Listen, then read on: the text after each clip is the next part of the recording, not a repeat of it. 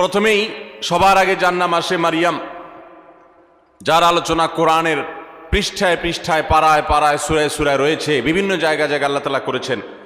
সেই মারিয়াম তিনি হলেন গোটা পৃথিবীর কিয়ামত পর্যন্ত আগত আমাদের সকল মা বোনদের জন্য সবচেয়ে উজ্জ্বল উদাহরণ, সবচেয়ে উজ্জ্বল দৃষ্টান্তগুলোর একটি।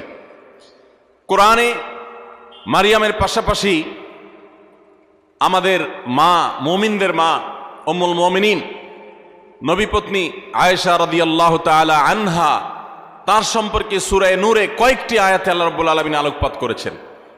আমরা অনেকে জেনে থাকব আয়েশা রাদিয়াল্লাহু তাআলা আনহার চরিত্রে কালিমা লেপনের অপচেষ্টা এবং ঘৃণ্য কর্ম করেছিল মুনাফিকরা। আল্লাহ রাব্বুল আলামিন তার পুততা, পবিত্রতা, তার সতীত্ব এবং তার ব্যাপারে যে মিথ্যা অপবাদ দেওয়া হয়েছে, সেই মিথ্যা অপবাদ এবং ষড়যন্ত্র সম্পর্কে কোরআনে কারিমে অনেকগুলো আয়াত নাজিল করেছেন।